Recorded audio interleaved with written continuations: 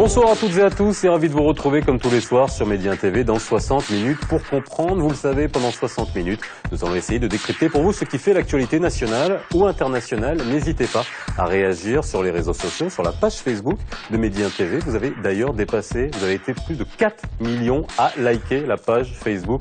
Nous vous remercions de votre fidélité. N'hésitez pas à réagir également à travers le compte Twitter de l'émission sur le hashtag 60MPC. Les invités qui ont accepté d'être avec moi ce soir sur le plateau, Mehdi Aliwa, vous êtes sociologue, spécialiste des migrations. Eric William, membre du bureau de l'ALECMA, l'association Lumière sur l'immigration clandestine au Maghreb, dont vous êtes le chargé des relations extérieures. Et enfin, Hicham Rachidi, vous êtes membre fondateur du GADEM, le groupe antiraciste de défense et d'accompagnement des étrangers et migrants. Merci messieurs d'avoir répondu à notre invitation. Le 21 mars dernier, c'était le premier jour du printemps, bien sûr, mais c'était également la journée internationale pour l'élimination de la discrimination raciale. À cette occasion, une campagne transmaghrébine contre les discriminations raciales a été lancée, organisée par un collectif d'activistes, d'associations nationales maghrébines, du Maroc, de la Tunisie, d'Algérie et de la Mauritanie. Cette campagne vient prendre le relais de la première campagne antiraciste Masmétis Azi, dont vous avez entendu parler sûrement. C'était en 2014. La campagne de cette année s'étale sur 2 mois. Au programme, conférences, ateliers, événements artistiques, objectif, sensibiliser nos populations maghrébines quant à la nécessité d'accepter nos différences humaines et de dire non aux discriminations raciales. Qu'est-ce que le racisme? Pourquoi autant d'incidents racistes au sein de nos sociétés maghrébines? Comment pouvons-nous lutter contre ces comportements? Comment arriver au respect mutuel? Racisme, une campagne nécessaire, c'est le titre de l'émission de ce soir. Ni esclaves, ni négros, stop, ça suffit. Une campagne transmaghrébine pour lutter contre le racisme. Un collectif d'activistes et d'associations maghrébines ont lancé le 21 mars dernier cette première initiative du genre dans la région. Elle se poursuit jusqu'au 20 juin prochain.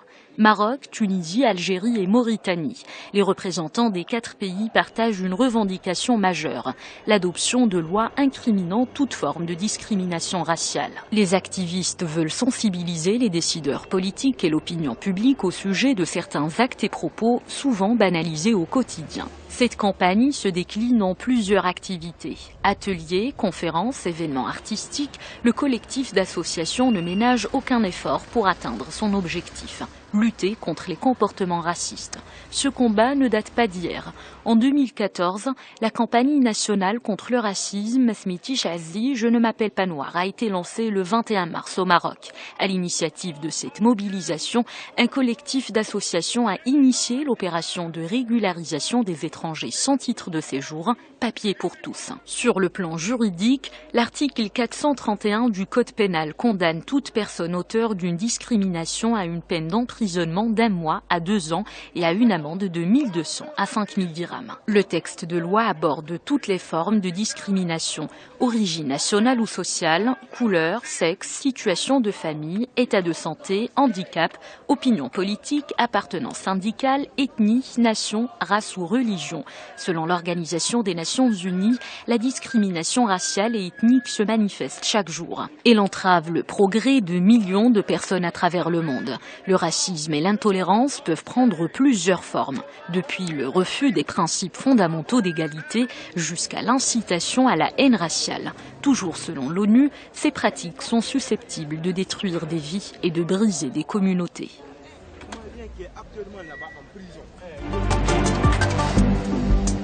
Bien messieurs, on va essayer de comprendre comme tous les soirs, bien que comprendre le racisme, ça fait à mon avis des siècles qu'on essaie de le comprendre, mais il y a aussi une définition à donner entre xénophobie, racisme, la peur de l'étranger, mais il y a aussi le racisme interne qui est inhérent dans beaucoup de sociétés, dont la nôtre, on va en parler. Mais avant cela, est-ce que vous pouvez nous donner une idée de cette nouvelle campagne qui est lancée, surtout une campagne transmaghrébine? On a bien vu tous les pays qui vont être concernés avec ce slogan « Ni Ousif, ni Azi, Baraka et Izzi ». Donc, est-ce que vous pouvez nous dire pourquoi cette campagne aujourd'hui? Alors l'idée pour cette fois est venue de Tunisie, où depuis quelques années s'est créée une association de Tunisiens noirs qui habitent dans le sud de la Tunisie qui s'appelle Menemti. Menemti, ça veut dire mon rêve. Oui. C'est une association qui s'est créée pour se mobiliser les populations et sensibiliser le gouvernement tunisien par rapport à un certain nombre d'actes de discrimination vis-à-vis d'enfants noirs tunisiens. Et donc, il y a une femme extraordinaire, d'une vivacité, d'un dynamisme incroyable, qui s'appelle Madame Mesbah, qui est derrière la création de cette association. Et c'est elle qui a proposé ce slogan. Ousef, ça veut dire esclave. Esclave, oui. Et Azzi, tout le monde sait ce que c'est qu'Azzi. Et nous, au Maroc, par exemple, on dit Baraka, en Algérie un petit peu, mais en Tunisie, au lieu de dire Baraka au stop, ils disent Izzi. Et donc, elle a été derrière la création de ce slogan, qui est maintenant un slogan transmaghrébin. Voilà un peu l'idée de cette première campagne transmaghrébine qui vient relayer la campagne Mesmiti Chazi que nous avions organisée en 2014 et qui était, elle, spécifiquement consacrée un peu à la situation au Maroc. Alors, combien de temps cette campagne va durer et quelles retombées on espère avoir de ce type de campagnes qui sont là finalement pour sensibiliser, peut-être éveiller des consciences ou faire ressortir des discussions, des débats, j'imagine. On voit Qu'est-ce qu'il y aura à l'intérieur finalement ? Bon, on veut apporter un peu un nouveau message, et surtout à la société marocaine, un peu qui est une société aussi un peu aussi très très perplexe aussi à la façon des mouvements de vie des migrants au Maroc. Et c'est aussi pour passer aussi une forte cohésion entre la société marocaine et la société migrante qui se trouve sur le territoire marocain, et surtout pour essayer de passer des messages à travers des mouvements interculturalité. Et on a beaucoup déjà des associations culturelles subsahariennes qui sont sur le territoire marocain, qui se forment déjà, et en impliquant aussi des Marocains, et essayer de passer des messages pour un mieux vivre ensemble, et d'essayer de dépasser un peu cette stigmatisation-là, ou ces pensées xénophobes ou racistes un peu envers les migrants subsahariens, surtout de ne pas se penser uniquement à la couleur de peau, mais en pensant uniquement à la personne même, de reconnaître la personne en tant qu'humain et de la respecter et qu'il soit mutuel. Et on veut que ça soit un peu dans toutes les couches, que ce soit au niveau des universitaires, des écoles, et aussi au niveau des médias, parce qu'il y a aussi une absence aussi un peu des médias. On a une relation un peu, je dirais, à distance avec des médias qui a eu un peu des mots très choquants, si on peut le dire comme ça. On peut utiliser les termes un peu plus forts. Vous revenez par exemple, on peut faire référence à la une de Maroc Hebdo, le périnois, le périnois ou des criquets noirs envahissent le Maroc en 2006. C'était un peu des mots très choquants, xénophobes et racistes aussi, quand même un peu. Et voilà, on veut un peu une nouvelle politique migratoire qui apporte aussi un peu un nouveau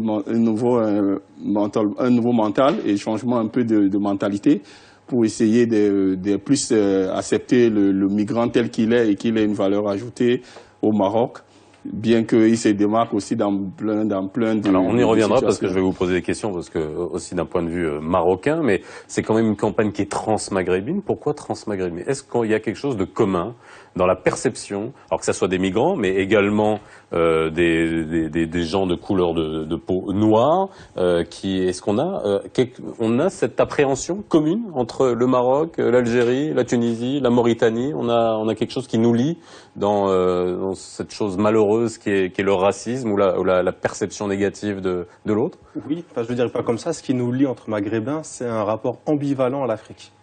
On est africain, mais on n'est pas comme les autres Africains, ou carrément on refuse d'être africain, mais pourtant on a des comportements, on a des mots, on a des épices, on a des plats culinaires qui nous ramènent à l'Afrique. Voilà, le Maghreb était une sorte d'île, une sorte d'extrême occident, de western pour les Arabes, dans lequel vivaient des peuples amazirs qui avaient un lien fort avec la Méditerranée, mais aussi un lien fort avec la rive sahélienne, sahéro-sahélienne, la rive sud du Maghreb.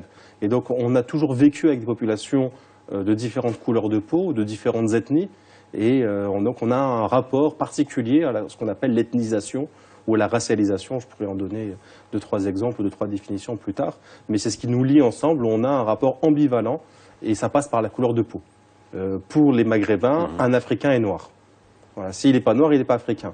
Oui, mais alors, un Tunisien qui est noir, il est arabe, il est berbère, il est africain, il est quoi?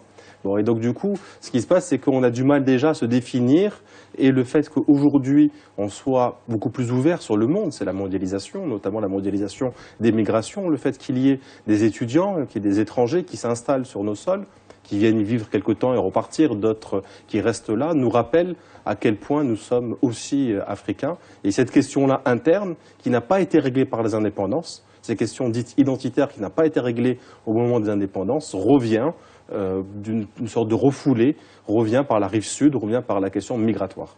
Alors, juste avant de voir votre attente et vos attentes par rapport à des campagnes comme ça, je pose la question sociologue, vous m'aviez expliqué ce que vous attendiez bien sûr de ce type de campagne, mais est-ce que ça fonctionne? C'est-à-dire que la sensibilisation et surtout transmaghrébine, ça demande finalement de l'adapter à chaque pays. Est-ce que le racisme, entre guillemets, qu'on peut voir chez nous ou qu'on peut constater en Tunisie, en Algérie ou en Mauritanie, est-ce qu'il a les mêmes racines? Est-ce qu'il a les mêmes motivations? Est-ce qu'il est composé de la même manière? Est-ce qu'on peut parler de la même chose à tous les pays maghrébins? Alors déjà, par rapport à l'objectif spécifique de cette campagne transmaghrébine qui a été négociée entre les différentes organisations de la société civile des 4 pays qui font partie de cette campagne, c'est justement de pouvoir revendiquer des législations qui définissent d'abord ce que c'est que la discrimination raciale, qui la sanctionnent et que ces sanctions soient effectives. Donc ça, c'est le dénominateur commun. C'est-à-dire que notre cible de plaidoyer, si j'ose dire, est définie, ce sont les gouvernements. Maintenant, on a quand même, nous, dans notre code pénal, juste pour illustrer ce que vous dites, on a l'article 431 qui est clair sur les auteurs de discrimination fondée sur l'origine nationale, sociale, la couleur, le sexe, la situation de la famille. Il y a un ensemble de choses qui décrivent ce qui peut être la discrimination. Aujourd'hui, dans le code pénal, ça existe. Absolument. Ouais. Même, il y a une norme supérieure qui prévoit la discrimination, la Constitution de 2011. Maintenant, le problème se pose par rapport au Maroc, et on va rentrer dans le détail par rapport aux spécificités des 4 pays qui sont partie prenante de la campagne, c'est la question de l'effectivité. Aujourd'hui, c'est quels sont le nombre des procès-verbaux qui sont enregistrés dans les commissariats, le nombre des recours qui sont effectués ou les jugements qui sont rendus par les tribunaux, le nombre d'effectivité des peines et d'amendes qui ont été posées. Là, il y a encore du travail à faire, je pense. Il y a effectivement un cadre qui est là, même dans le projet de loi de code pénal, parce qu'il est en train d'être revu de fond en comble, avec l'introduction d'un certain nombre de nouvelles dispositions, notamment par rapport à l'incitation à la haine raciale qui n'est pas prévue par la législation actuelle marocaine et qui rentre aussi dans le cadre d'une des recommandations du rapport de CNDH et donc qui a été repris par la stratégie nationale de l'immigration et de l'asile. On est très bon sur la théorie, sur le cap, il est très clair. Maintenant, le vrai défi, c'est vraiment et ça, c'est un défi qui concerne toutes les parties prenantes, pas seulement le gouvernement, mais également la justice, qui est un organe indépendant, et la société civile, les citoyens qui doivent être très vigilants par rapport à un certain nombre d'écoles, qui doit être au centre de la sensibilisation de ce que c'est qu'un acte discriminatoire. Alors, avant qu'on aille plus loin, je vais peut-être revenir à une définition, une question qui est toute bête, de dire ce que c'est que le racisme. Parce qu'il y a plusieurs formes. Vous avez parlé justement du racisme anti-migrant, il y a le racisme interne, il y a le racisme avec les Marocains noirs, parce qu'on en a, et ça font partie de notre... ils font partie, vous l'avez dit, avec le... Pas la même chose. Non mais justement, là, est-ce qu'aujourd'hui, qu'on a une définition claire de ce qu'est le racisme? Oui, bien sûr, mais après, dans le langage courant, les individus, les groupes s'approprient les mots et les changent, les transforment. Donc, c'est pas aux sociologues d'imposer les mots, mais très simplement, le racisme, c'est le fait de penser qu'il y a des races, différentes races humaines, et que dans ces races-là, il y a des différences, il y a une hiérarchie avec des races dites supérieures et des races dites inférieures. Les races supérieures seraient des races plus éclairées, plus proches à la limite, on va dire, de Dieu, si on passe par la question religieuse, ou plus proches de la civilisation ultime, et les races inférieures seraient plus proches de la nature, seraient plus proches des animaux, voire serait carrément plus proche du diable. Et c'est quelque chose qu'on retrouve dans l'histoire de l'humanité au fil des siècles. C'est repris même parfois, malheureusement, par le discours religieux, alors que dans le fondement de toutes les religions, enfin des 3 religions monothéistes sont des religions très universalistes. Logiquement, elles ne devraient pas être racistes, mais malgré tout, elles sont instrumentalisées. Et on peut trouver des éléments qui vont inférioriser dans leur interprétation. Mais c'est une question de l'idée des races. C'est-à-dire que si on dit, même de manière positive, les Noirs courent vite, parce qu'on voit qu'aux Jeux Olympiques, ils gagnent des médailles, à ce moment-là, c'est du racisme. D'accord ? Parce que ça sous-entendrait que les Noirs seraient plus proches de l'état de nature que les Blancs. Alors les Blancs ou les Chinois seraient fabriqués des choses, les Noirs courraient, etc. C'est une vision extrêmement infondée scientifiquement, puisque soit en Afrique noire ou en Chine ou partout, il y a des gens grands, des gens petits, des gens de toute corpulation. On pense qu'on a des morphotypes. Pendant très longtemps, l'anthropologie biologique s'est risquée à ça, à mesurer les crânes, à mesurer les os, à mesurer. C'est irrecevable. On sait ce que ça a donné dans l'histoire. En plus, on sait ce que ça a donné, mais c'est totalement irrecevable parce que ça a été prouvé à maintes reprises dès le début. Dès la fin du 19e siècle, il y avait des scientifiques pour dire vous vous trompez, c'est pas comme ça que ça se passe. Donc il n'y a qu'une seule race, c'est la race humaine. Et ensuite, il y a des cultures différentes. Et encore, même dans ces cultures différentes, il y a des points communs entre ces cultures et des universalités.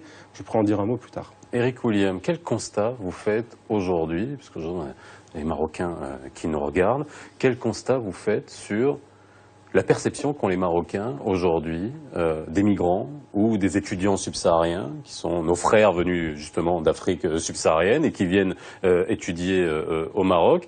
Alors quel constat vous faites au Maroc et quel constat, est-ce qu'on a des constats sur les autres pays? Parce que c'est vrai qu'on pour pouvoir se comparer, notamment à la Tunisie, l'Algérie ou encore la Mauritanie. Pour moi, d'abord, le constat des autres pays, de tous les pays, j'ai que faire l'Algérie. Et c'est vrai que les formes ne sont pas les mêmes. Il y a une forme de racisme au Maroc et une autre forme un peu en Algérie qui est totalement très différente. Mais un peu au niveau du regard marocain, parce que c'est là où j'ai mis plus longtemps. Et le regard aujourd'hui est un peu très, je dirais, très compliqué, parce que si on repart un peu en arrière, des années peut-être 2005, 2006, c'est cette population-là qui donnait des bouts de pain ou de l'eau, ou qui ouvrait les portes à ces subsahariens. Et au fur et à mesure du temps, il y a eu un peu, dans cette grande vague, cette grande lancée de l'assaut de 2005, qui a conduit à certains morts, ou qui s'étaient excités par des journalistes espagnols qui allaient dans la forêt, exciter les migrants à aller traverser la frontière. Et derrière ça, il y a eu un peu une certaine vague diplomatique entre l'Espagne et le Maroc qui a commencé un peu à militariser un peu les frontières. Et les migrants qui sont trouvés en train d'être bloqués dans les frontières, et du coup les migrants ont commencé à s'intégrer au Maroc. Et là, il y avait quand même de tous les migrants qui ont été là de ces années passées là, on dirait non, on vivait très bien, on était à l'aise, mais après, on a conduit des problèmes politiques aux problèmes sociaux. Ça veut dire s'il y a un problème de travail, il y a un problème de santé, c'est conduit directement aussi un peu vers le migrant. Et c'est rapporté partout. Et là, ça a créé un peu pas mal d'autres incidents. Et on a commencé à avoir des médias qui ont commencé à relayer des presses un peu le côté obscur des migrants. Ou quand un migrant passe à deuxième, je suis désolé, mais on montre que le migrant qui est trafiquant de drogue, si c'est un homme, et si c'est une femme, c'est une prostituée. On n'a jamais montré un migrant peut-être qui a été lauréat quand même au Maroc, mais il y en a beaucoup, des grandes écoles d'économistes au Maroc. Il y en a beaucoup des subsahariens qui ont été lauréats, mais ils ne passent pas à la télé. On n'en parle pas d'eux.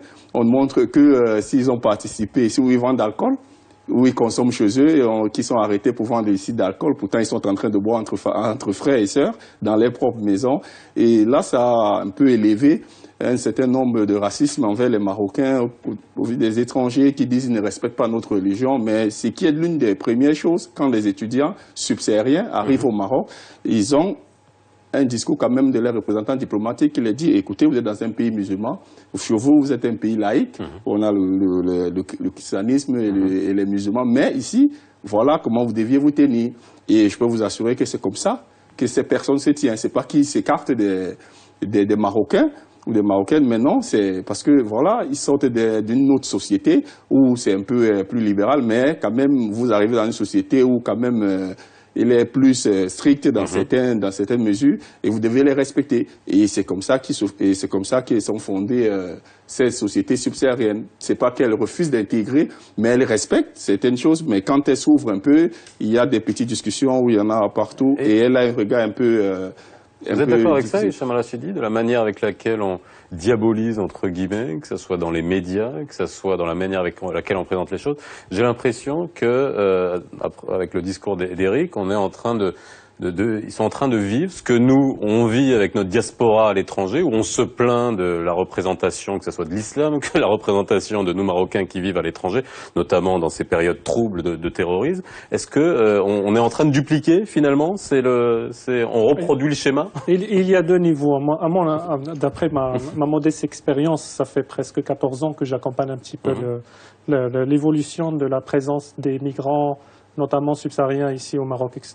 Mais je peux dire que l'essentiel des médias ont été des alliés, notamment l'organe de presse qui a été cité par mon ami William. C'est quand même un des organes de presse qui a le plus contribué à faire en sorte que la population marocaine soit sensibilisée à la différence. Les premiers reportages qui ont été diffusés sur l'errance africaine, la situation dans les forêts, etc. Même les studios ont été ouverts pour pouvoir expliquer, etc. Donc même dans les organes de presse écrits, l'essentiel des organes qui se respectent, etc., ils ont toujours une approche équilibrée et qui est généralement fondée sur le respect de la différence, de la diversité, la promotion de l'égalité des chances. Maintenant, effectivement, il y a les brebis galeuses. Et les brebis galeuses, ici et ailleurs, d'ailleurs, ils font énormément de bruit. Mais heureusement que dans nos pays, dans les pays du Maghreb, au Maroc notamment, il y a une société civile très, très vigilante, très dynamique, et les réactions ont toujours été à la hauteur en fait des dépassements qui ont été faits par un certain nombre d'organes de presse. Maintenant, sur la question comment on se perçoit, comment on perçoit le Sud et comment on se perçoit par rapport au Nord. Moi, j'ai une théorie sur laquelle j'ai médité. Je pense que nous avions toujours été dans cette région maghrébine dans un rapport de domination vis-à-vis du Sud, où nous avons été très actifs dans la traite, dans tout ce qui est commerce des esclaves, etc. Et ça, on n'en parle pas beaucoup, en fait, dans notre histoire. Mais nous avons également été dominés par les Européens. Et je pense qu'à l'intérieur de la psychologie du Maghrébin lambda, on a intégré ce complexe d'infériorité vis-à-vis de l'occidental, le blanc, riche, puissant. Et nous avons développé un complexe de supériorité par rapport à l'Afrique subsaharienne. C'est pour ça qu'on traite nos frères, nos amis et notre image, nous-mêmes, de tous les mots dont on parle. Mais ce qui est symptomatique, c'est aussi africain. C'est-à-dire qu'on a tendance à oublier qu'on est en Afrique et que l'image qui est véhiculée dans notre subconscient par rapport à l'Afrique, c'est la faiblesse, c'est la domination, c'est les maux, etc., économiques, les guerres civiles, etc. Et donc on essaie en fait de nous décrocher de cette réalité-là. Donc on ne se considère pas du tout comme étant un pays africain ou comme étant des citoyens qui appartiennent à cet ensemble géographique, mais on se projette plus vers l'opulence, vers la richesse, vers la puissance, vers les modes de vie, etc. Et ce travail-là, à mon avis, psychologique, doit être fait par rapport à chaque individu, en fait. Il faudrait toujours se mettre en question par rapport pourquoi j'ai un traitement différencié selon la nationalité ou la couleur ou l'apparence ou la religion de telle ou telle personne. Et ça, c'est des questions qui ramènent en fait au cœur de la définition de la discrimination telle qu'elle est promue par le nouveau code pénal, enfin le projet de code pénal qui est en train de se faire. Et le code pénal considère dans l'article justement 431 tel qu'il va être refondé, il considère la discrimination comme toute différenciation, exception, entrave ou différenciation entre les personnes sur la base de leur origine nationale, origine sociale, couleur, sexe, langue, situation familiale, etc. Opinion politique, etc. Et la nouveauté, j'insiste sur ça, et ça aussi il faut le dire, qu'aujourd'hui dans nos pays, dans les pays du Maghreb, même en Mauritanie, avec toutes les difficultés de segmentation de la société mauritanienne, on n'a pas de parti politique, on va dire, ou d'organisation qui appelle à la haine raciale. Aujourd'hui, contrairement à ce qui se passe dans on n'a pas d'extrême. Exactement. Vous voulez dire comme ce qu'on peut avoir dans les démocraties occidentales. Même aux États-Unis, aujourd'hui, on entend ce qui se passe, par exemple, lorsqu'on entend un certain nombre de discours de responsables politiques. Donald Trump, tout Pour simplement. ne pas le citer, oui. On peut le citer. Mehdi Ali, Moi, je ne suis pas complètement d'accord avec tout ce qui avait été dit, oui, mais la dernière élément, pourquoi parce que d'abord, nous avons beaucoup moins de migrants sur notre sol, Oui. et plus le nombre de migrants va augmenter, et plus ils s'intégreront au Maroc, et c'est déjà le cas, c'est en cours, plus il y aura malheureusement une partie de la société qui va résister contre ça. Ça a bien été dit par Eric. On voit bien comment, au début, il y avait une sorte de solidarité, une solidarité d'hospitalité, notamment vis-à-vis des plus pauvres, qui est une tradition très ancienne au Maroc. Et c'était les gens, des fois, qui avaient rien à manger, qui allaient partager leur orange ou leur bout de pain avec ces gens. Dans le Rif, dans le nord, les gens arrivaient par Oujda, ils marchaient à pied, ils étaient dans les fermes, ils étaient reçus des fois. Les gens leur permettaient de prendre une douche. Enfin, il y avait vraiment une sorte...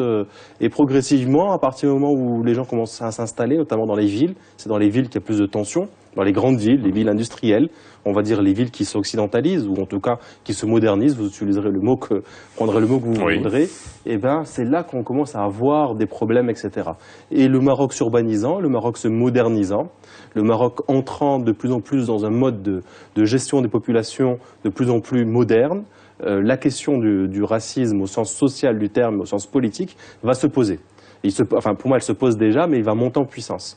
Quand on regarde certains partis comme l'Istiqlal, par exemple, qui ne s'est pas encore départi, on peut prendre le PJD, plein d'autres partis, qui ne sont pas encore départis de tout ce référent qui pouvait être compris à un moment donné dans l'histoire. C'était nécessaire pour résister, si vous voulez, à la colonisation, à l'oppression coloniale, et qu'il fallait trouver une fierté dans le monde arabe, dans l'arabité, et c'est une très bonne chose. Ces gens-là ont permis en libérer le pays, mais quelques décennies après, si vous entendez aujourd'hui les anciens de l'Istiqlal, je ne citerai pas les noms, mais je connais quelqu'un de très connu, qui par rapport à cette campagne de régularisation, expliquait qu'il était contre, 2014, qu'il était contre, ou à la limite, il fallait simplement régulariser que les musulmans. Parce qu'il nous disait, c'est en fait c'est un personnage connu. Je pensais, est-ce que j'ai quelqu'un de rationnel ou quelqu'un qui est devenu gâteux avec l'âge? Il nous expliquait que c'était une volonté de l'Europe de faire venir les chrétiens au Maroc pour pouvoir nous affaiblir, parce qu'ils vont épouser des Marocaines. On était dans le complot. Et on était dans le complot. Mais je me suis dit, mais c'est le Front National français dans toute sa splendeur. Ça va sortir. Pour les cercles, heureusement, ils ne sont pas que ça, et je pense qu'ils changeront. Mais je citais ce parti, mais il y en a plein d'autres qui n'ont pas encore et ne sont pas encore lavés de leur vision strictement identitaire de la nation marocaine. Or, c'est une mauvaise chose d'avoir une vision identitaire de la nation marocaine. Il faut avoir une vision, au contraire, cosmopolite, une vision ouverte, parce que c'est ça le Maroc. Le Maroc, c'est une ouverture sur différents peuples, et comme on n'en sort pas, le basculement vers une manière d'organiser politiquement le racisme, pour moi, on n'en est pas loin. Le fait qu'il y ait des médias qui aient tenté le coup, avec le péril noir, avec le fait qu'il y ait des gens qui soient d'accord avec ça, et ils sont très nombreux, plus nombreux qu'on le croit. C'est-à-dire que si on regarde, et c'est des travaux qui ont été faits sur les réseaux sociaux, etc., le nombre de gens qui vont soutenir ceux qui ont les propos les plus racistes par rapport à ceux qui défendent l'idée que le Maroc doit être une terre d'hospitalité, on voit bien qu'il y a une volonté de nous ramener de l'identitaire là-dedans, et c'est potentiellement dangereux. Et je pense qu'on est en train de glisser vers là. C'est pour ça que cette campagne, je pense, à mon avis, a été lancée. La question que vous avez posée, c'est est-ce qu'elle est efficace? Est-ce qu'il n'y a pas des spécificités entre chaque société? Oui, mais cette campagne... Il n'y a pas les mêmes perceptions dans chaque pays, il n'y a pas les mêmes proportions, il n'y a pas les mêmes racismes internes aussi, on va en parler parce que... En fait, si, et même entre sociétés maghrébines par rapport à la question, pas seulement de la couleur de peau, mais par rapport à la présence de l'étranger et l'étranger pauvre. Il y a un racisme, on pense que les Noirs sont forcément pauvres, donc déjà ça c'est du racisme. Mais justement, s'ils sont pauvres, ils sont chez nous parce qu'ils sont pauvres et ils n'ont rien chez eux. Donc les Maghrébins, je généralise, beaucoup de Maghrébins ne connaissent pas la géographie de l'Afrique, alors qu'ils sont même africains, ne connaissent pas la richesse intellectuelle des pays africains. Je ne parle même pas des anglophones. On peut imaginer que c'est dur de lire l'anglais. Malgré tout, on est censé plus ou moins savoir lire le français, etc. Avec des différences, c'est un autre problème, c'est vrai. Mais même ceux qui ont fait des études francophones dans les lycées français, demandez-leur qu'ils vous citent un ou deux auteurs de littérature africaine, même les prix Nobel de littérature africaine. Ils seront incapables. Les gens ont une méconnaissance de l'Afrique. Donc les Africains sont forcément des Noirs pauvres, et ils viennent chez nous parce que nous, on est plutôt riches, etc. Donc ça crée un sentiment, si vous voulez, de supériorité comme ce qui a été décrit, mais ça crée aussi l'idée que les migrants sont en bas d'échelle sociale. Et quand Alors vous prenez... justement, on va parler des migrants, parce qu'il faut faire la différence entre les migrants, qui justement, on verra que les tentatives de passer à travers le Maroc pour atteindre l'Europe ont baissé, mais il y a la différence entre les migrants qui utilisent le Maroc comme transit pour essayer d'atteindre l'Europe et les étudiants subsahariens.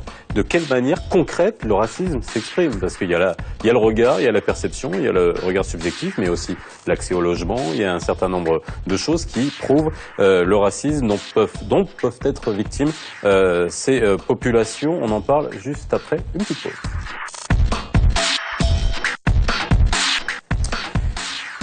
On parle du racisme ce soir à l'occasion du lancement officiel de la première campagne transmaghrébine contre les discriminations raciales. Je rappelle le slogan « Ni Oussif, ni Azi, Baraka et Izi ». C'est le titre de la campagne qui est lancée au Maroc, en Algérie, en Tunisie et en Mauritanie.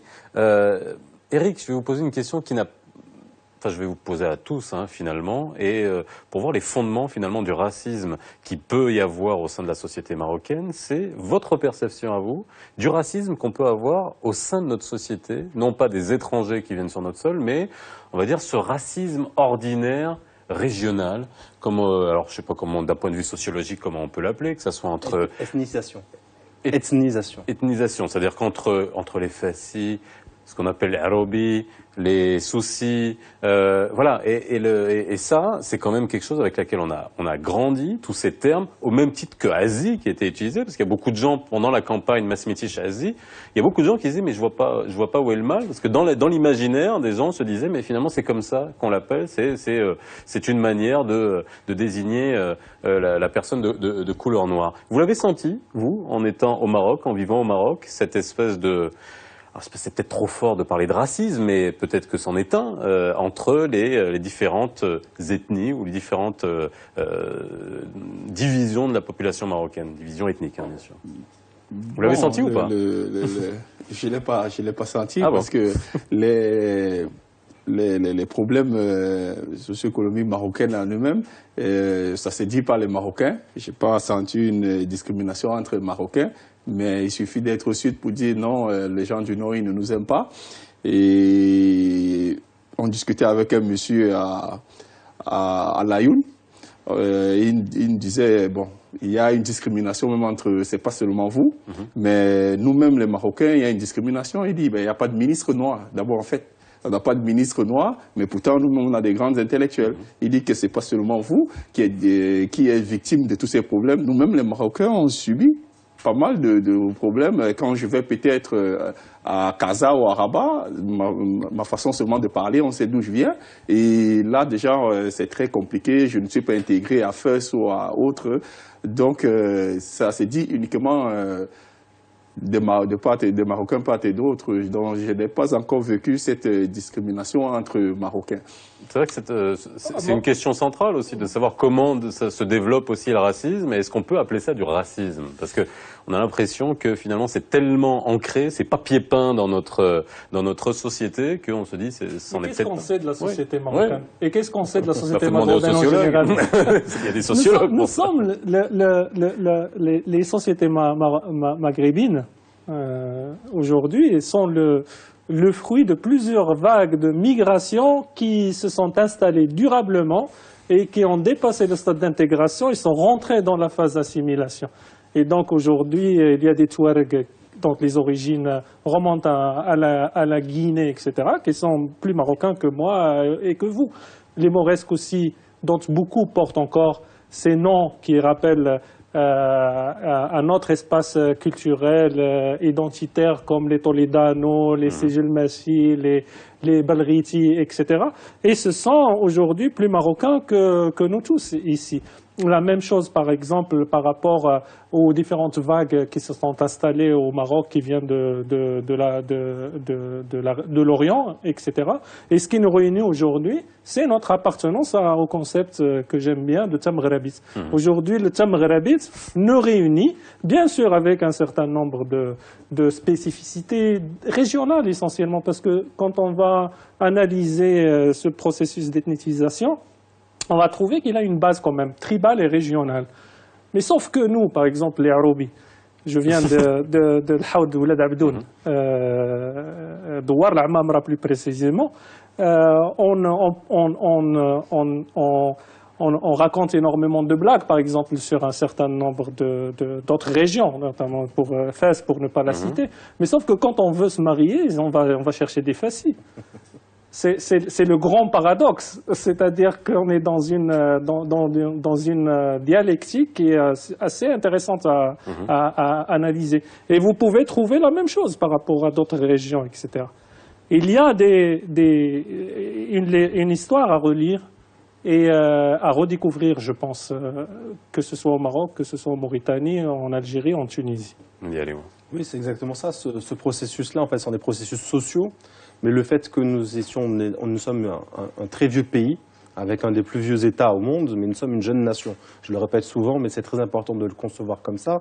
Et donc, cet État, avec ce pays, dirigé par un État, a été composé essentiellement de tribus, pour le dire comme ça, même si c'est un peu plus compliqué, et qui avait déjà une formation de peuple. Mais finalement, le peuple marocain, au sens moderne du terme, en tant que citoyen, c'est assez récent.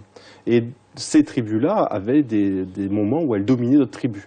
Et elles pouvaient en faire des razzias, elles pouvaient en faire des esclaves, ou elles pouvaient en faire, c'est pas tout le temps dans l'histoire du Maroc, mais entre déjà tribus, on va dire, amazirs, il pouvait y avoir des guerres terribles avec du racisme, mais on pouvait attaquer l'autre tribu, lui prendre ses femmes, ses enfants, il y avait des choses un peu compliquées comme cela. Si on prend le cas du sud marocain, par exemple, la vallée du Draa, par exemple, on se rend compte que la question de la couleur de peau est toujours un marqueur, non pas identitaire, mais social. C'est-à-dire que la classe sociale inférieure est forcément noire de peau. Donc avec les histoires par exemple, de Metz, où les gens qui travaillent des métayers, qui continuent encore aujourd'hui en 2016 à travailler la terre qui leur appartient pas complètement, qui appartient par exemple aux Nassiri, qui sont autour d'une zaouïa et qui vont pas partager, ils leur donnent qu'un cinquième de leur revenu, etc.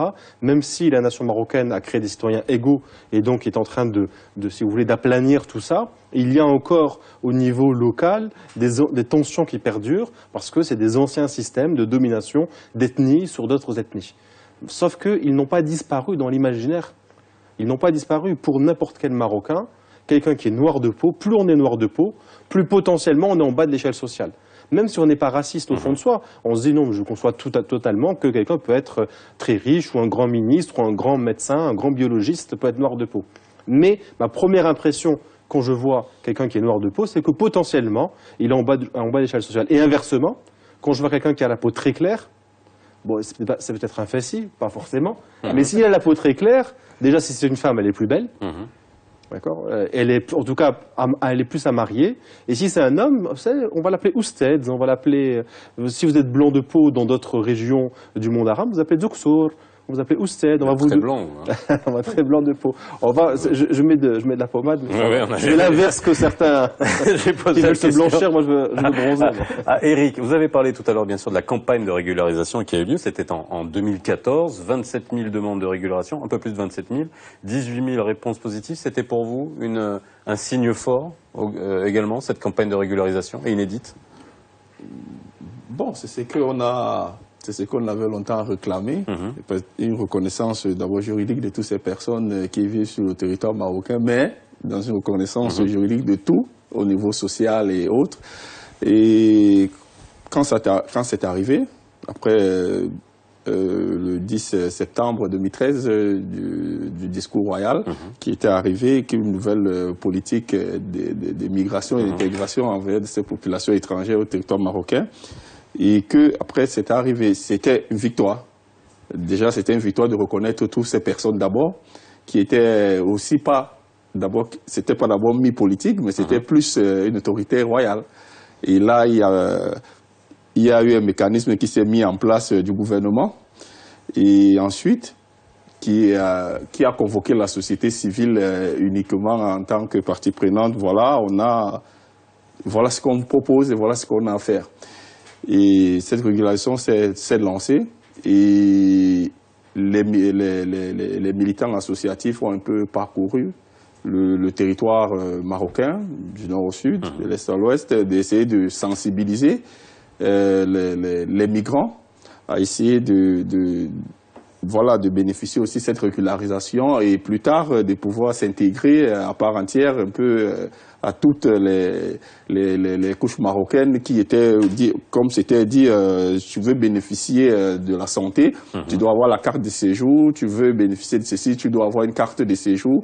Voilà, donc, mais c'était un peu... on se disait, mais est-ce que ça se limiterait seulement à la carte de séjour? Parce qu'après ça, il y avait tout ce mécanisme qui était en place, le travail, le logement, la santé, et qui était déjà un problème pour tous ces migrants. Et voilà, après ces cartes de séjour, les premières cartes de séjour, on tombait devant une problématique où tous les migrants qui étaient régularisés se faisaient déjà renvoyer de leur travail. Et ça nous avait inquiété à Casablanca, où une usine qui employait 25 migrants avait renvoyé tout le monde. 25 migrants qui travaillaient. Ouais, qui travaillaient en situation irrégulière. Et quand ils ont eu des cartes de séjour, tous ont été mis à la porte.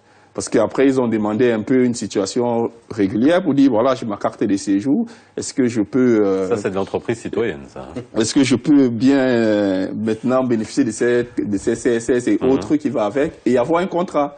Et ils ont dit, voilà, vous avez travaillé combien de jours ce mois? On dit, non, on a déjà fait 20 jours. OK, on les a payés 20 jours, on les a mis à la porte. Et d'autres migrants qui demandaient juste avoir une justificatif quand même d'une entreprise de marbre, où vous dites, voilà, j'ai travaillé ici quand même 5 ans. Est-ce que vous me justifiez quand même que j'ai travaillé chez vous 5 ans? Et là, on leur refusait de leur donner ça. On a eu une dame, quand même qu'il faut le signer, à Youssoufia Takadoum, qui a accompagné des migrants qui ont habité chez elle.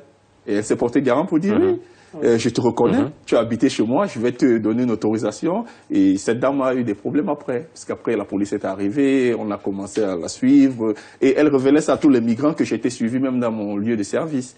Parce qu'elle mettait tout, sa carte, ses informations et tout, pour dire, je reconnais ce monsieur, il a habité chez moi depuis 2012. Et après, elle était suivie. Et là, ça ramenait aussi un peu beaucoup de craintes, des situations où les femmes qui étaient en concubinage, qui n'étaient pas mariées avec des subsahariens, mais qui ne sont pas mariées, c'est le concubinage, et comme c'est répudié aussi par la loi, qui ont des enfants, se retrouvaient dans une situation où il y a des enfants, et une Marocaine s'est portée garante d'aller auprès des bureaux pour dire, voilà, j'ai 2 enfants, je suis en concubinage avec un subsaharien. Le monsieur lui dit, non, vous êtes en concubinage, vous n'êtes pas marié. Et si tu reviens, je te mets en prison. Et du coup, toute l'information est passée. Et là, c'était un autre problème. Et toutes ces femmes sont rentrées dans les foyers avec des enfants. Donc on voit bien tout le circuit et ça, voilà, et de l'intégration et de l'adaptation finalement. C'est vrai qu'en écoutant ce témoignage, c'est quand même assez intéressant de comprendre comment ça s'est passé. Vous avez un commentaire par rapport à ça? Encore une fois, pour les 4 pays qui sont concernés par la campagne transmaghrébine, c'est justement de passer à une autre phase qui est celle de s'attaquer à des concepts qui bloque l'inclusion. Le concept là dont parle Eric, c'est celui de la préférence nationale. Aujourd'hui, ce principe de préférence nationale, il est ancré dans les législations. Un certain nombre de postes, par exemple, sont conditionnés à la nationalité. C'est tout à fait légitime sur des fonctions régaliennes et de sécurité, même le droit international légitime cette question-là.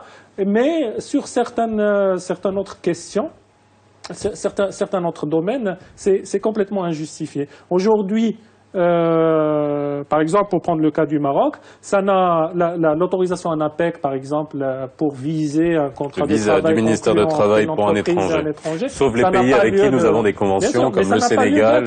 Ça n'a pas lieu d'être. Parce que c'est de la bureaucratie, les gens ne se conforment pas à cette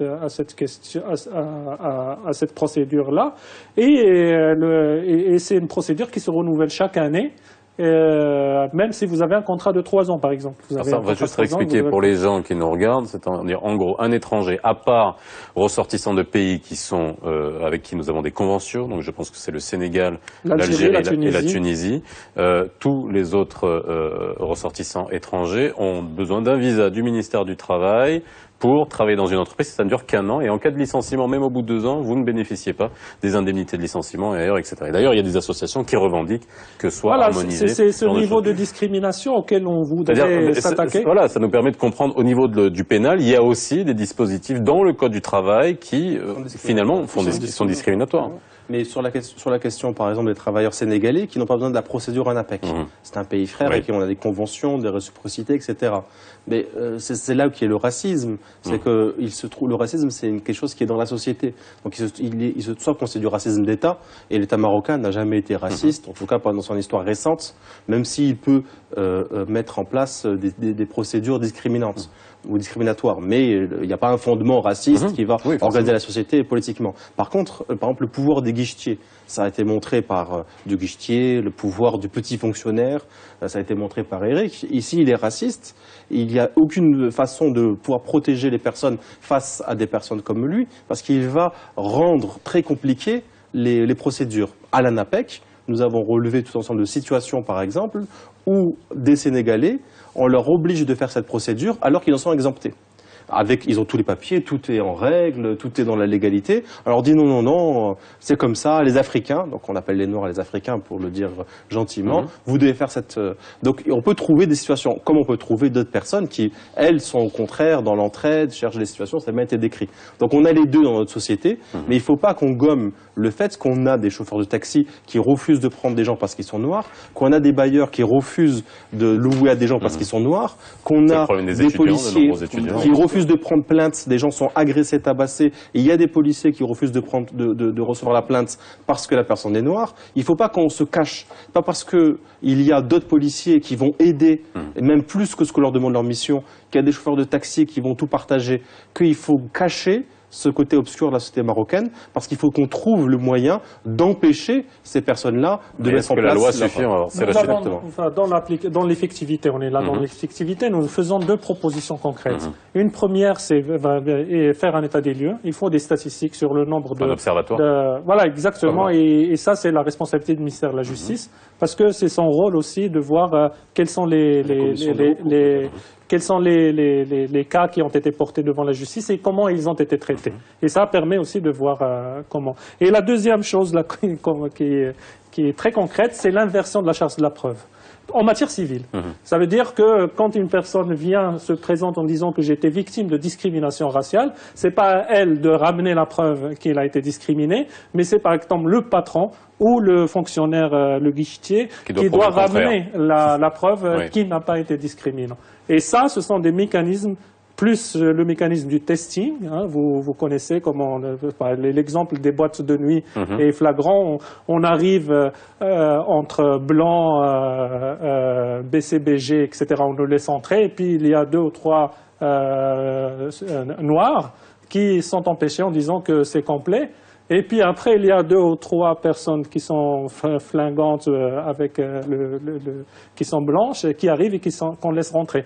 Là, il y a effectivement une évidence qu'il y a une discrimination, un délit de faciès. Et ce sont ces mécanismes-là. Vous me rappelez mon enfance quand j'étais en France. Absolument. Si vous prenez aujourd'hui... Non mais, je vais pas être... C'est peut-être un cliché, c'est peut-être caricatural, mais en gros, c'est ce qu'on disait tout à l'heure, c'est qu'on a l'impression de revivre ce que notre diaspora marocaine ou maghrébine a eu l'habitude de dénoncer, que ça soit en France ou dans d'autres pays. Juste parlons de la loi, il y a quand même 2 propositions de loi qui ont été proposées. Le PAM, ça date de 2013, les Stirklel, cette année, février 2016, pour renforcer les sanctions contre les auteurs d'actes xénophobes. C'est encore dans le circuit législatif. Vous pensez que ça va passer cette année, année d'élection? Je vous donne un chiffre pour que vous puissiez avoir une réponse, je pense, de manière indirecte. Alors, sur 100% de projets de loi ou d'initiatives de loi qui passent, il y a moins de 1% qui sont des propositions, c'est-à-dire qui viennent des groupes parlementaires. Aujourd'hui, l'arsenal juridique marocain est essentiellement construit par le gouvernement. Donc ce sont des projets de loi. Et donc tant que le gouvernement ne se saisit pas de ces questions-là et qu'il renforce le dispositif et qu'il surveille la mise en œuvre et l'effectivité, on ne bougera pas d'un point. Alors, excusez-moi, j'étais en train de penser à la question suivante. Je voulais parler de la Tunisie, justement, parce que j'étais en train de lire les chiffres quand je vois le nombre d'étudiants subsahariens qui existent en Tunisie. Avant qu'on commence l'émission tout à l'heure, on disait qu'en Tunisie, il y avait quand même quelque chose d'assez qui vous avait étonné dans la force à certains niveaux, dans certaines villes, du racisme anti-noir qu'il pouvait y avoir. Ça, juste, on a fait le constat au Maroc. Est-ce que dans les autres pays, c'est encore plus significatif ? En fait, ce qui m'avait étonné en Tunisie, c'est que ça se dirige vers leurs propres citoyens. Donc au Maroc aussi, ça existe, mais c'est quand même assez limité. Il y a un reportage d'une chaîne arabe, Al Jazeera, pour pas la nommer, qui a suivi un rappeur tunisien noir de peau dans la rue et qui avait pris, vous savez, comme les jeunes filles, quand elles se font harceler, pour prouver que les jeunes filles se font harceler, elles prennent une caméra, elles se trimballent dans la rue pour montrer combien de fois elles se font à Casablanca, dans les faubourgs ou ailleurs. Il a fait la même chose à Tunis. Et c'est assez affolant, même s'il répond des fois en arabe, etc. Donc on voit bien que c'est un Tunisien. C'est assez affolant de voir comment, pratiquement à chaque coin de rue, les gens renvoient. Et c'est des vidéos qu'il faut prendre quand même avec des pincettes, parce qu'il faut savoir où est-ce qu'on passe, etc. Il y a eu les mêmes vidéos avec un individu avec une kippa en France, on l'a bien vu, un autre qui a fait dans d'autres quartiers dits sensibles et qui avait absolument aucun point qui était possible. Donc c'est vraiment le genre de vidéo qu'il faut prendre avec des pincettes. Toujours prendre avec des pincettes. En Tunisie, il y a un problème comme ailleurs au Maghreb, par rapport à la question de la couleur noire de peau. Il se trouve que le Maroc, c'est certainement la société maghrébine, et c'est pas la Mauritanie, c'est la même chose que l'Algérie ou la Tunisie, qui est la plus métissée. D'accord, c'est visible dans le pacte social, c'est visible dans le nombre de tribus différentes ou d'ethnies qui ont eu le pouvoir, etc. On a parlé de la question de Tsamarbeis, etc. Ce qu'on appelle en sociologie l'ethnogénèse, le fait qu'il va y avoir des groupes différents, des groupes de peuples différents qui vont vouloir faire un seul peuple, c'est quelque chose qu'on a eu au Maroc et qui ne s'est pas joué complètement sur la question raciale, la couleur de peau. Là où ça s'est joué beaucoup plus là-dessus, ailleurs, même si la question de l'arabité, et je reviens avec la question de l'arabité dans la question marocaine et ailleurs, a quand même ramené la question de la couleur de peau, de la maîtrise de la langue arabe, de la question de l'islam comme un marqueur identitaire fort et unique. Je dirais que cette situation de racisme aussi entre les peuples du Maghreb, d'abord au niveau de l'Algérie. J'ai quand même fait 1 an en Algérie et je l'ai aussi vécu, quand même de quitter de Tamaracet, des villes du sud, pour monter un peu vers les villes du nord. Et quand vous arrivez à Oran, tout le monde est obligé de passer dans un système médical où on doit prendre le sang, les crachats et tout le monde. Et ça se faisait même aux Algériens. Ça veut dire les Algériens qui étaient du sud, s'ils arrivent au nord, tout le monde est obligé de passer par là. Ça veut dire au même titre que les subsahariens qui étaient là parce qu'on ne les considérait pas. On savait que vous devez avoir un carnet médical à laquelle vous devez voyager du sud jusqu'au nord. Et ça, même les Algériens avec ce carnet, parce qu'il est originaire du sud, des Tamaracet ou d'autres, mais il doit avoir ce carnet pour arriver soit à Alger, soit à Oran, dans des grosses villes. Et ils avaient ça. S'ils n'avaient pas ce carnet, il était arrêté. Et il était renvoyé au sud. En Algérie, ça se vit. Bien sûr, je voudrais juste citer un témoignage du rapporteur spécial des Nations Unies sur les formes contemporaines de racisme et discrimination. C'est tout récent. Et il a fait une mission en Mauritanie. Et il dit dans une phrase qui m'a beaucoup marqué, il dit qu'il a trouvé la stratification de la société mauritanienne très forte. Et elle se manifeste à travers la discrimination au sein des lignes ethniques ou des castes et entraîne des coupures entre et au sein de la communauté. Je pense que le pays le plus segmenté aujourd'hui dans le cadre de cette campagne transmaghrébine, c'est vraiment la Mauritanie. Il y a effectivement une histoire qui est évidente, qu'on connaît, qui est un peu à l'origine aussi de cette segmentation entre les différentes ethnies au niveau de la Mauritanie. Il y a effectivement l'abolition de l'esclavage qui a été décrétée très récemment, mais aujourd'hui la reconstruction du tissu national et social en Mauritanie tarde à venir en fait, avec les risques que cela ouvre. Et n'oublions pas que nous avons des frontières directes avec la Mauritanie. La notion d'intégration ou d'assimilation, parce que c'est vrai que... Oui, ce sont deux choses différentes, où je parlais même on peut chercher un terme où plus que d'assimiler ou d'intégrer, c'est de renier finalement ce qu'on est pour pouvoir rentrer dans une société. C'est ce qu'on est en train de voir dans d'autres sociétés occidentales. Alors justement, aujourd'hui, qu'est-ce qu'on revendique? C'est quoi le concept qui est le plus admis aujourd'hui entre l'intégration, l'assimilation? Est-ce que ça demande quoi? Ça demande que celui qui est différent, on lui demande de plus l'être pour s'habituer ou finalement se noyer dans les us et coutumes d'un pays, ou alors l'assimilation ou l'intégration, comme ce qu'on peut voir en Angleterre avec le communautarisme qu'on peut avoir avec des policiers sikhs, et ça ne pose absolument aucun problème. Aujourd'hui, c'est quoi le concept qui est le plus admis? Alors c'est très compliqué parce que c'est une ligne de fracture qui est en train de traverser toute l'Europe, et l'Europe est même en train de rogner ses fondements idéologiques. Qui a vu naître la question de la liberté individuelle et de la question politique et la question politique des nations. C'est vraiment ça arrive par l'Europe. Il y avait des débats philosophiques avant, mais c'est vraiment et l'Europe est en train de rogner pas mal de choses en ce moment. Bon, c'est vrai qu'ils sont touchés de plein fouet par le terrorisme, donc il y a un contexte particulier. Mais c'est une ligne de fracture très, très claire. L'intégration, c'est le fait d'être intégré dans une société, c'est-à-dire d'avoir sa place, même si c'est une place qui n'est pas... D'avoir sa place avec ses différences. Avec sa différence. Bon. Assimiler, c'est d'avoir sa place en abandonnant, en une ou deux générations, ses particularismes, on va dire culturels, même dans la sphère privée. C'est-à-dire que l'assimilation, c'est-à-dire que essentiellement dans la sphère publique, mais on attend des personnes qui sont assimilées que même dans la sphère privée, ils continuent tout de même à ne pas être ce qu'on aimerait qu'ils ne soient pas. Alors ça pose de graves problèmes. Ce qui est le plus admis, on va dire, d'un point de vue sociologique et à la limite d'un point de vue humaniste, c'est la question de l'intégration. Pourquoi? Parce que la politique règle les différends, ce qui permet de faire la démocratie. C'est certainement le meilleur système qui permet à la politique de régler ces différends de manière pacifique. Mais il y a d'autres systèmes possibles. Mais la politique règle les différends, notamment dans le principe démocratique. Et pourquoi y mettre l'idée que ces différends soient réglés en gommant les spécificités des uns et des autres? Ça, c'est quelque chose qui est inacceptable et que les gens n'acceptent pas. Vous connaissez bien ce problème-là, par exemple, pour les migrants d'origine maghrébine ou les descendants de migrants musulmans en Europe. Mais pourquoi il faudrait que je mange du cochon pour ressembler et que je nomme ma fille, que je l'appelle Marie? Donc ça pose des problèmes profonds. Moi, je me méfie énormément des deux concepts, de l'assimilation, de l'intégration, pour la simple raison que ça renvoie à l'autre. C'est l'autre qui doit faire un effort. Parce que finalement, on s'est peut-être rendu compte que voilà, les immigrés s'étaient tellement bien intégrés qu'il fallait qu'on trouve un autre concept. Oui, mais il faut aussi qu'on travaille sur les sociétés d'accueil. C'est-à-dire il faut qu'on travaille aussi sur les politiques inclusives, non discriminatoires, sur les concepts d'égalité des chances, sur les concepts de l'équité. Et cette question de l'intégration, l'assimilation, en fait, il nous empêche, à mon avis. Ou peut-être que c'est inconscient. Je ne dis pas que c'est un schéma qui est pensé, etc. Mais quand on dit l'intégration, l'assimilation, en fait, on revoit la figure de l'autre. On revoit l'autre, c'est lui qui doit faire un effort, c'est à lui de prouver qu'il peut vivre avec moi, etc. Mais l'inclusion, on n'en parle pas. Et pour avoir des politiques inclusives, il faut avoir une politique publique de gestion de la diversité, ce qui manque dans les pays du Maghreb. Eric William.